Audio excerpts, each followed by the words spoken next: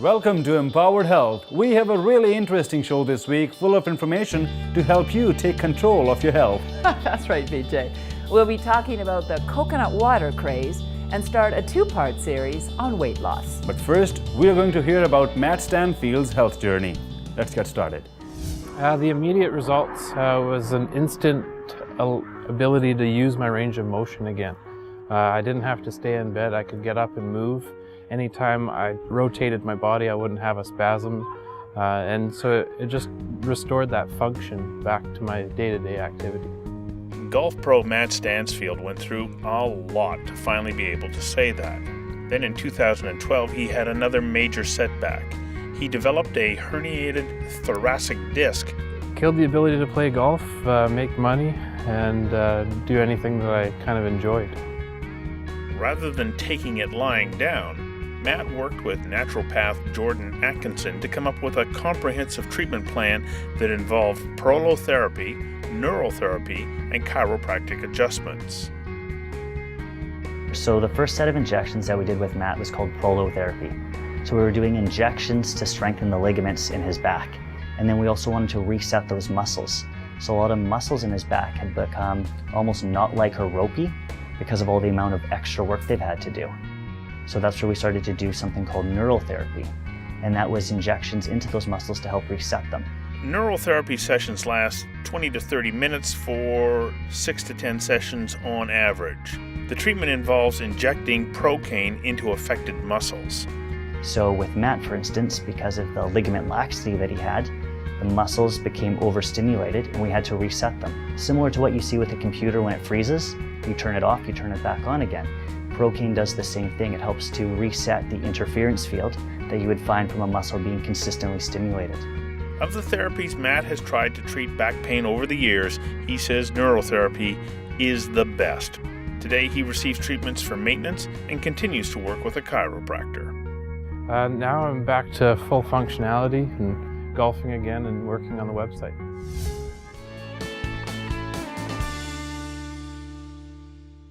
Coming up on Empowered Health. Coconut water used to just be a refreshing drink, but in the last couple of years, coconut water has become nothing short of a craze. Hey there.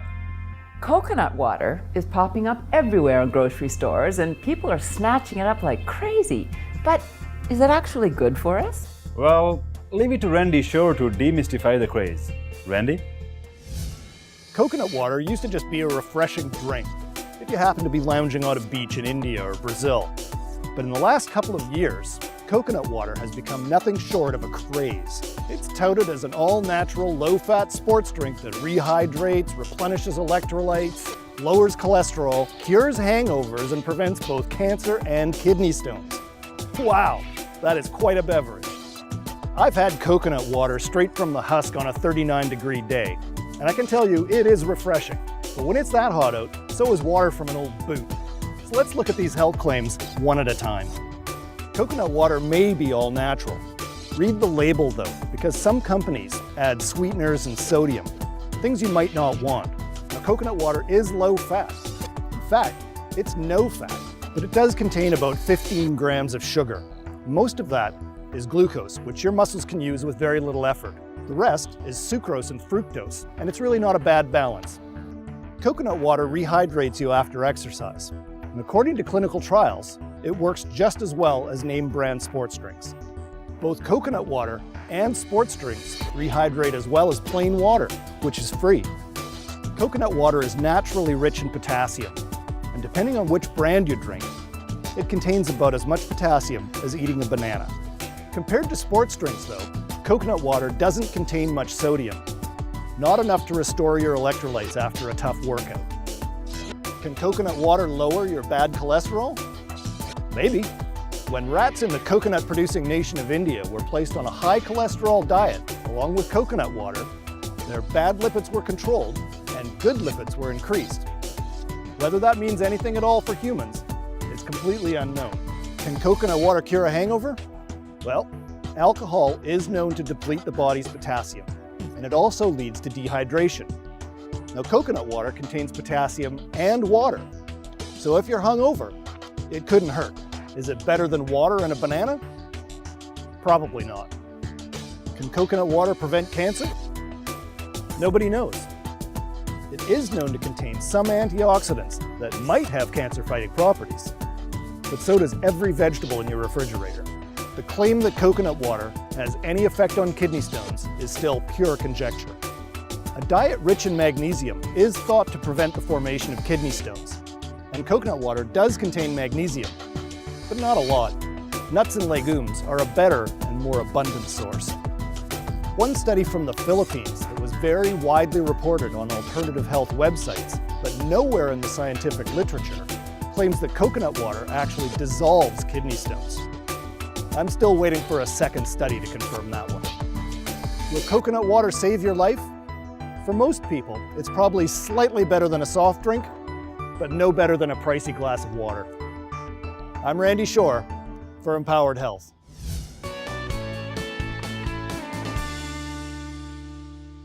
Your back affects your daily health. Welcome to another installment of Your Spine, Your Health. Because you have a spine, it's important to understand what chiropractic care means to your health. Your health always starts with a regulatory college.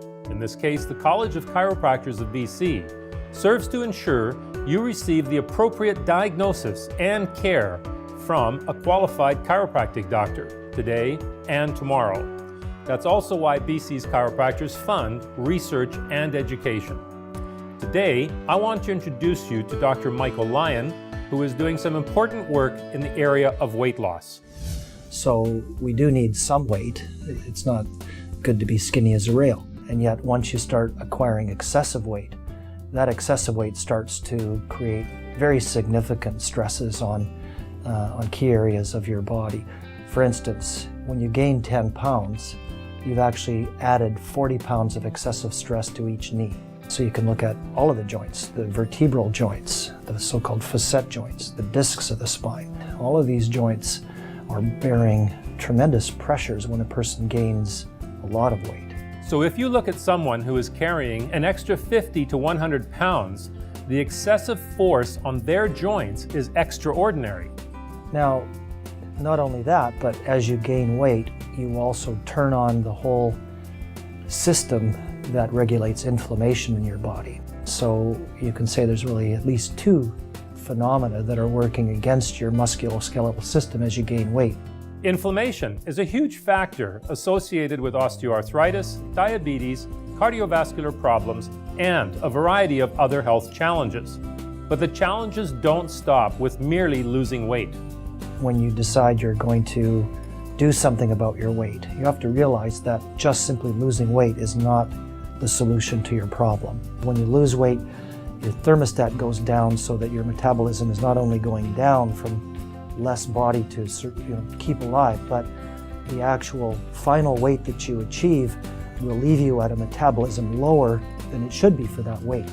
The other thing that occurs when you lose weight, besides your metabolism going down, is that hunger hormones begin to rise in your blood and in your brain.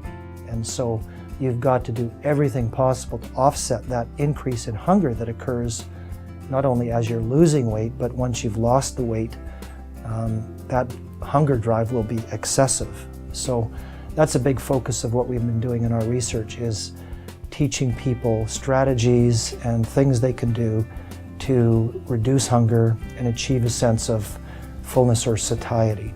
As you can see, it's not just about what we can do for you today. We're working to build a better tomorrow with better health outcomes for you. The College of Chiropractors of BC sets the standards for safety, outcomes, and your informed consent. Hey guys, this is your Simple Fitness Tips. My name is Jameson Wolf, and this is Simona Marion. Today we're going to show you how to stretch and why it's important. Stretching is an important part of any strength or fitness program. Stretching improves the range of motion and mobility of the joints, corrects posture, and prevents injury. As you can see, Simona is stretching her chest on the squat rack right now. When stretching, it's important to keep in mind of intensity. If you stretch to the point of pain, you may be causing more damage than good. So generally speaking, on a scale from 1 to 10, on the pain scale, you want to stretch around about a 4. Simona can hold this for about 20 or 30 seconds and perform multiple sets if needed. You can add this to your warm-ups as well as your cool downs in your workouts. Try this out, and we'll see you in the next episode. after the break. Some people that had extreme glasses powers were very interested to have intraocular lenses put inside their eyes to get rid of their glasses.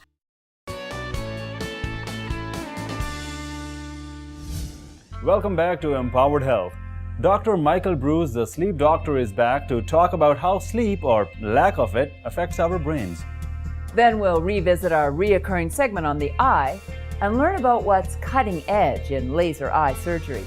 Let's get going.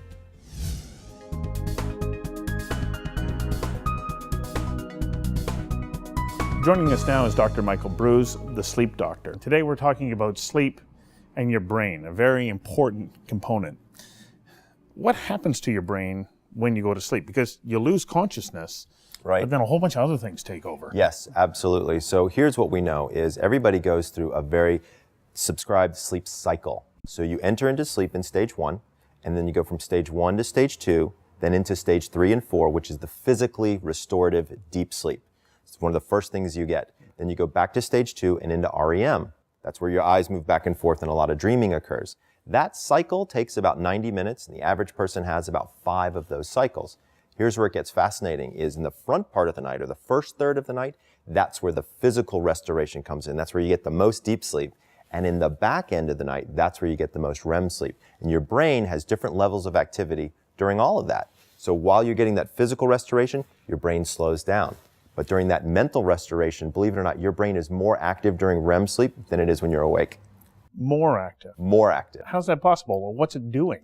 Well, and that's really one of the big questions. We now know that during REM sleep, you're moving information from your short-term memory to your long-term memory. You're organizing information in a particular way, so that way, later on, if you have to make a decision about something, you can retrieve that information much easier. The old adage of sleep on it before you make a decision makes sense. And if you don't do that, like if you deprive yourself of sleep, what happens to your brain and its ability to sort out your life? So this becomes very interesting. So the more sleep deprived we get, the more confused we get. And the reason we have that confusion is because we don't have that integration of information. When you don't have integration of information, you have mounds and mounds and mounds of information, and the brain just gets more and more confused. After a while, the body will force you into sleep merely to be able to integrate that information and move it from short-term memory to long-term memory. So if you're not getting appropriate amounts of sleep, is there a connection between that and age-related dementia? Not Alzheimer's necessarily, but age-related dementia, if we're not being able to defrag properly? Absolutely. So we now know that as we get older, our brain doesn't function the same way it did when we got younger, right? So, we used to have great muscles when we're young, and then as we get older, those muscles don't perform the same way. Brain is kind of the same thing. And when we look at something like age-related dementia, now sleep isn't the only component that's going to affect that, but it's definitely going to have an influence on that, whether it's memory or different types of performance activities or, different things that are going to be important in a person's life. No doubt that sleep is important to every part of our well-being, mind, body, and soul. Absolutely. Thanks for joining us on Thank you. This segment of Empowered Health.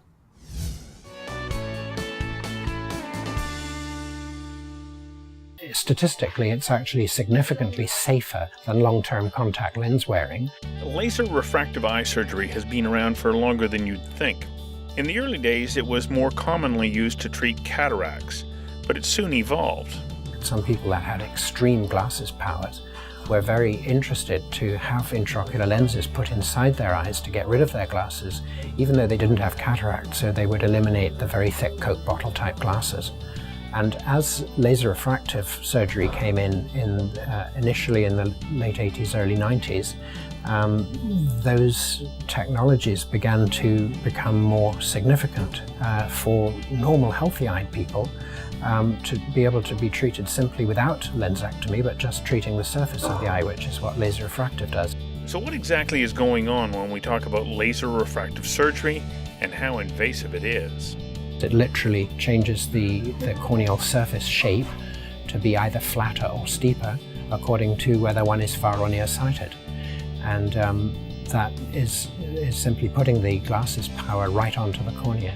The treatment takes place at a cell and almost a molecular disruption level, so the cutting by the laser is much, much finer and less stressful for the corneal tissue than the finest diamond blade could ever be. And it actually ablates one cell at a time without damaging the cell layer below the cell it's currently ablating. So we're literally using the laser to eliminate cells to change the curvature of the cornea as non-traumatically as possible. A big jump forward was the use of LASIK, which is now the most widely used laser refractive procedure.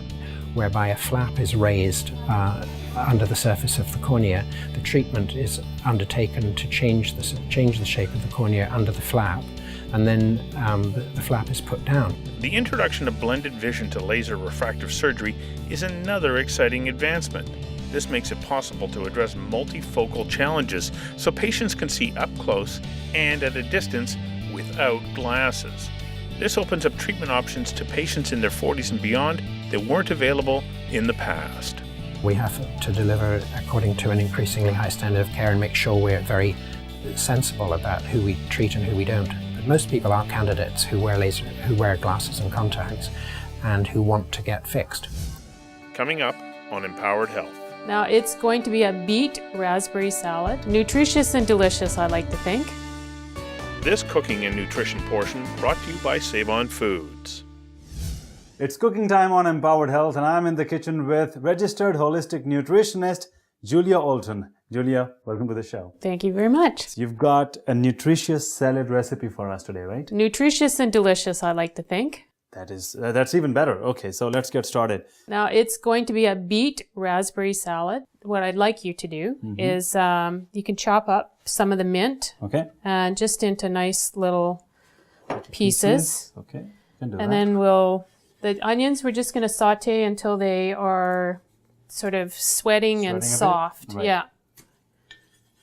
And to cook beets, these were, about a medium-sized beet. I put them in cooked them in boiling water. So these were not canned? They were not canned. They're Okay. fresh. You can beets. either buy them with the tops on them, and the tops of the beets are incredibly nutritious as well. But these ones I just bought the root portion, so the round piece. Right. And they take a medium-sized beet takes about an hour to cook Okay. on low heat, boiling, and same amount of time in the oven. Okay. And you can roast them with other vegetables as well, and they're really very good. Right. So while those are cooking, we can probably do our dressing, which is, if you would like to just pour that oil in while I Right whisk. Yeah. And what is that? This is raspberry vinegar, Okay. and we just want to whisk this enough so that it becomes almost at one with each other. The oil doesn't separate from the vinegar. It's Right. all one. Right. So we're just going to put a little bit of salt in here Okay. and some pepper, Pepper. just to add a little bit of So give it a bit flavor. more flavor. Yeah. And you can put the mint in there. All of it? Yeah.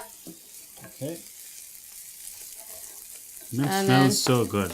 I love mint. Yeah. It adds a really clean flavor to anything. And then we can put the raspberries in there. Okay. And these onions will take maybe another minute or so. So And we're not waiting for the onions to be brown. We just No. want to sweat them. we want to sweat them. We want them to be soft Softer. and a bit translucent. Right. And ideally, you would not be putting them in your salad when they're hot. You would want them to cool down and put them in cold. True. So Julia, we sauteed the onions. we sauteed the onions. We let them cool down. We put them in the dressing. Now they're and now here. the last step is to put the dressing on the beets. On the beets. Okay, let's do that. It's pretty simple. All of that goes in there. Okay, and mix it up. And we mix it up.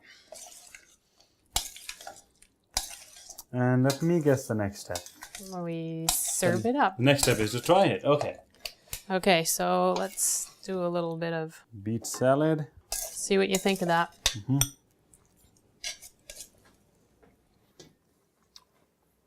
It's actually really good.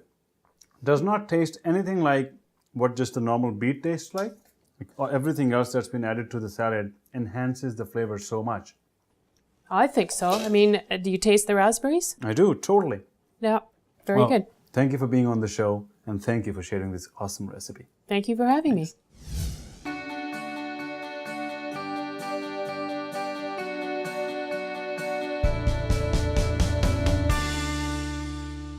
I've got registered dietitian Melissa LeBlanc with me, who is going to share some great information about a fresh new topic. Melissa, welcome to the show. Thank you, Vijay. What are we talking about today? So today I thought it would be a great idea to talk about how to use fresh herbs in cooking. That is a great idea indeed, and herbs bring such a great flavor to any recipe you use them in, right? They do, and the key is just to get to know which herbs go with which foods. That's true.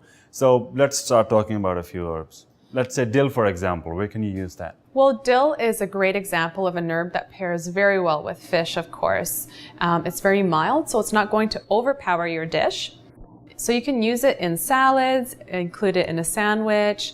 You could add it to soups even, and even use it as a garnish when it comes to an omelet made with feta cheese and tomatoes. What about hardy herbs like rosemary, thyme, and sage? So hardy herbs are really great herbs to use when it comes to adding flavor without adding the salt.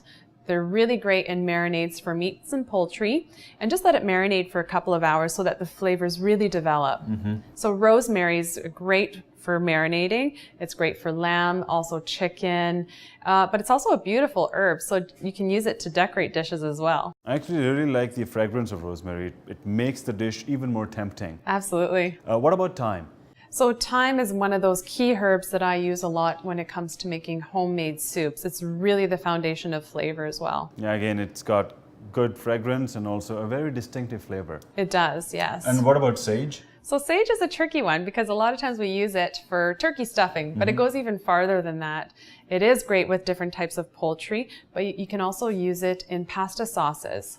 I see some mint leaves here, Melissa, and I've seen mint leaves being used in curry or in a morning tea. And the morning tea tastes so refreshing with mint leaves in it. How else can we use them? So mint, when I think mint, it's fresh, right? So it goes really well with a cool summer beverage. You could also use it in baking. It pairs really well with chocolate. You can even add it to a fruit smoothie like this one. And how do you make the smoothie? So this is 1 cup of blueberries with half of an avocado, a 1/4 cup of orange juice, a good handful of that fresh mint, and a good squeeze of lemon. That sounds so refreshing.